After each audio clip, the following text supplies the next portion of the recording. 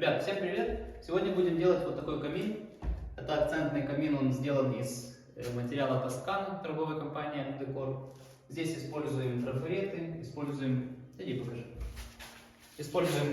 бабушкины тюли, используем трафаретики Антона ДФА. Вот, видео покажу, как наносить первые слоя, как делать набивочку, как раскомпоновывать композиционно трафареты.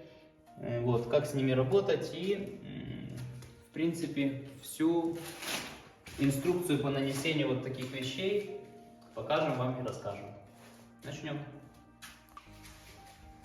Так, начинаем наносить нашу поверхность. Берем материал Тоскана, компания Альдекор. Он у нас затонирован изначально тоскановский тонер 503 номером, он самый теплый.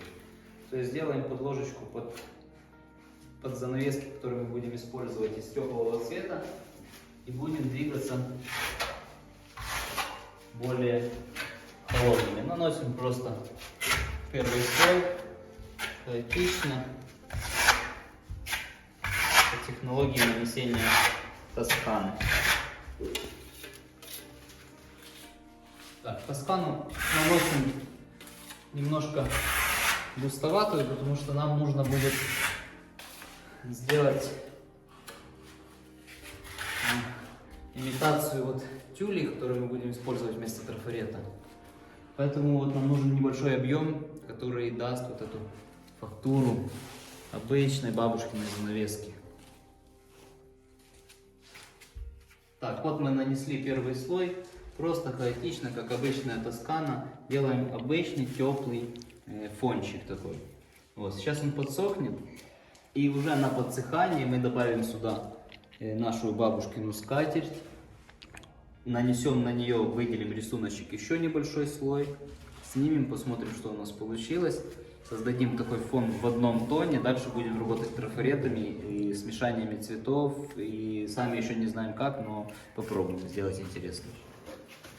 Вот таким образом прикладываем нашу занавесочку к полусырому материалу, и вот там, где нам нужен рисунок,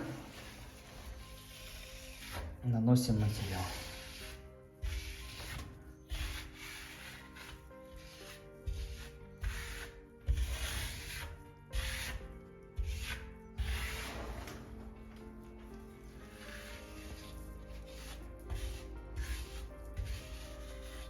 Вот, надо стараться работать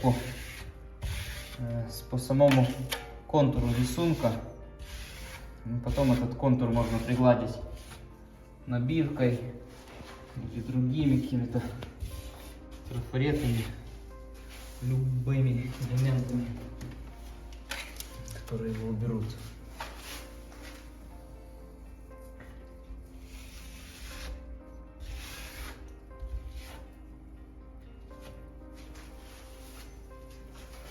Можно прямо вот так вот на угол.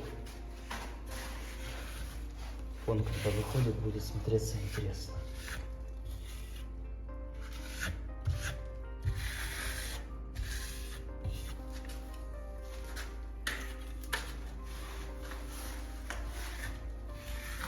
Вот, нанесли материал, значит, равномерно распределили его, дали немножко подсохнуть. И сейчас постепенно будем убирать нашу занавесочку, давать вот рисунок, вот такую вот фактуру. Вот что у нас получается. Можно с этой стороны зайти посмотреть. То есть у нас угол вот таким образом прорисовывается и остается. Прикольно получилось. Сейчас цвета подсохнут, выровняются. Но за счет других цветов и конечного покрытия и воска, вот сама Тоскана, она дает, проявляет вот нижние слоя и нижние рисунки, поэтому вот этот рисунок будет просматриваться. Ну, еще очень интересная тема, можно попробовать первый слой нанести вот в таком плане, а второй слой нанести в классической Тоскане, и рисунок тоже должен проявиться. Но это уже эксперименты на будущее. Вот, и также с левой стороны симметрично, скорее даже несимметрично, вот этому рисунку немножко выше подняли, чтобы наполнить пространство. На нашей бабушкиной скатерти есть еще один интересный рисунок, и вот мы его тоже таким же образом наносим. Вот тем же цветом здесь просто у нас роль играет фактура. И вот за счет тоскановских вот этих преимуществ, вот цвета, тени на объеме, и будет видно этот рисунок. Ну и при тонировании тоже. Вот, то есть это подложка на основные трафареты у нас такая будет. Дальше по наполненности, по композиции будем заполнять какими-то небольшими элементами, выбирать. То есть из таких вещей их достаточно много, они продаются на базарах, на секонд-хендах, где угодно. Дома можно найти какие-то старые, ненужные, и ними работать. Вот, скатерть вот так вот, прям Тоскана у нас, поверхность, материал, вернее, известковый, и он имеет мелкую фракцию. И вот у него есть такая способность передавать вот такие прям детали на нашем камине. Вот, смотрится это мокрым приблизительно вот так. Высохнет, я думаю, особо ничего не поменяется. В процессе мы будем смотреть. Ждем подсыхания, наполняем остальные части, которые у нас остались. Вот здесь, может, мелкие какие-то детали. И будем уже смотреть на более объемные, более другие трафареты и другие цвета. Так, вот мы нанесли, значит, нашу скатерть. Сейчас еще до нанесения трафаретов нам нужно сделать какие-то элементы, которые давали бы желаемый эффект. И вот у нас уже нарисовалась линия стыков трафаретов, по которой мы можем другим цветом на несколько тонов светлее, а именно 502 в совместительстве с 503. Вот, можем сделать вот такого плана набивочку прям по контуру вот этого рисунка. Мне так захотелось. Он может уйти вот сюда, например, вот этот рисуночек, и пойти по направлению вот этих двоих. Нужно делать губкой, нужно делать кельмой. Здесь еще была одна. Вот, двумя малочками это проще делать таким способом.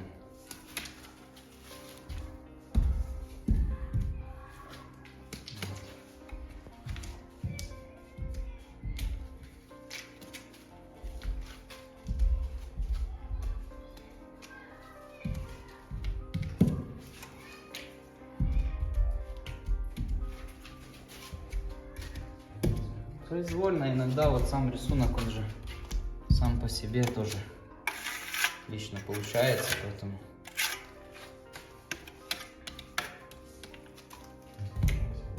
где-то больше, где-то меньше. Вот у меня получилось таким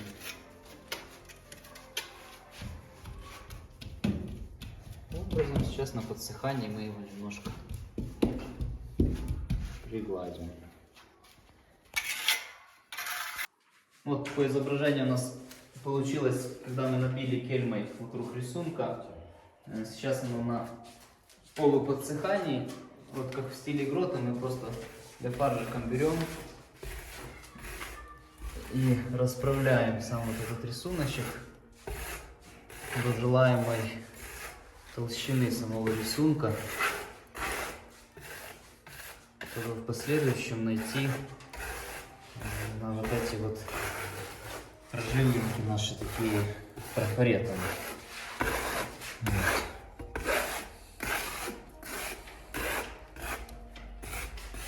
И таким образом по всей поверхности кабины мы проходим.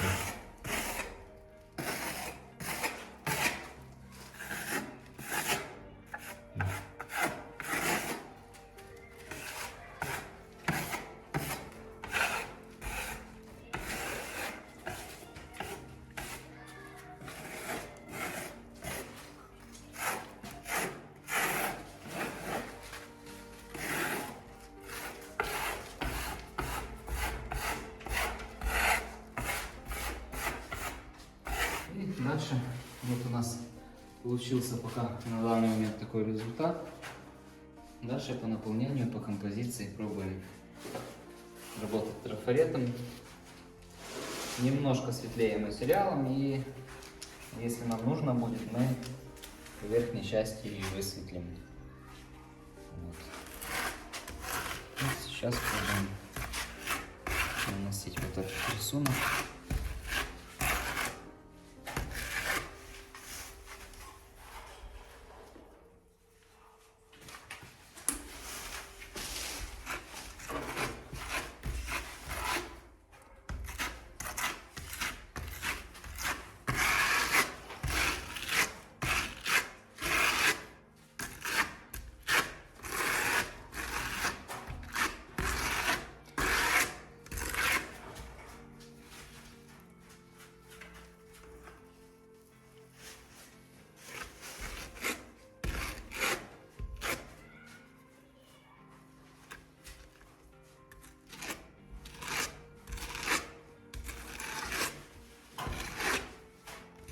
Так, вот мы нанесли трафарет.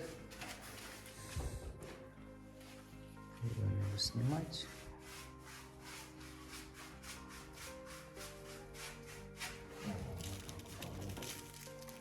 Вот, получаем вот такой элемент на нашем камине. Я думаю, его много не нужно, потому что он такой специфический. Это по углам сейчас еще добавим. Вот, и в принципе на этом этапе вот мы уже начали наносить трафаретики. Взяли пока один трафарет, использовали вот такой рисунок. Снова же по композиции бросили его в правый угол, здесь он в левом углу. То есть проработали фронтальную часть камина. В такой работе очень важно не начинать лепить трафареты, вот чем больше, тем лучше. Здесь лучше выдержать композицию не спеша, постепенно вот сделать акцент, который будет смотреться, который не будет вот налеплен, нависать на фоне остальных стен. Поэтому вот эту композицию на сегодня мы оставляем. Она подсыхает, завтра смотрим и постепенно добавляем новые элементы. Главное вовремя остановиться. Вот, и каминчик наш подсох, все материалы высохли, он приобрел однородный такой цвет, уже понятно, какие элементы где находятся. Вот, у нас остаются пустоты, которые тоже нужно наполнить. Вот. Значит, мы использовали трафаретик Антона ДФА, вот этот трафарет, который клиент и выбрал, собственно, на образце. Но, кстати, вот этот трафарет, он помельче имеет структуру, и можно вот ним работать вот в таких небольших площадях. Кстати, классные трафареты заказывайте. Парень реально делает качественно, потому что у нас тоже были проекты, в которых нужно было делать определенные трафареты, и давали на порезку, и искали материалы, и желаемого качества так и не добились. Здесь трафареты, которые используются неоднократно, они долговечные, отлично моются, у них есть вот эта вот эластичность, которая, собственно, делает их такими неуязвимыми. Вот, здесь вот эту вот часть, я думаю, проработать вот этим трафаретиком как-то диагонально, сделать композицию какую-то такого плана, возможно, даже смешать цвета. Ну и продолжить и остальные пустоты небольшими вот элементами из этого трафарета.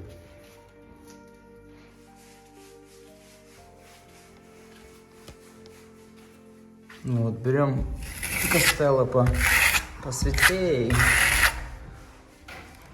наносим вот этот трафарет, он будет как композиционный центр такой. Так, вот понабрасывали, значит, трафареты в произвольном порядке, как нравится. Вот этот цвет, который у нас темнее, он будет цвета подложки, то есть не будет так агрессивно выражаться рисунок. Вот, ну, в принципе, я увидел вот такое размещение трафаретов, где-то еще добавили набивку типа в стиле грота, пустили какой-то контур, где-то сам трафарет размыт, Он смотрится намного красивее, когда вот нету четких контуров, когда есть вот эта произвольность, когда есть вот этот гранж. Вот в таком плане. В принципе, я думаю, достаточно.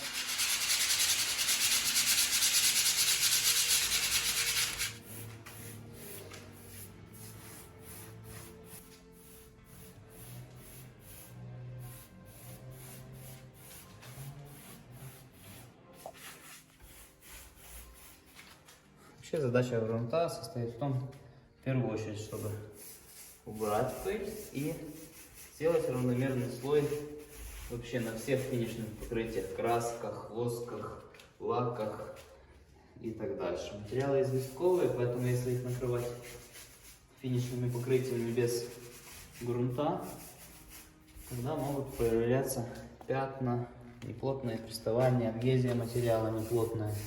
Вот, поэтому лучше потратить лишних 15 минут, сделать прогрунтовку всей поверхности и быть спокойным, что у клиента камин не начнет менять цвет после того, как прогреется. Например.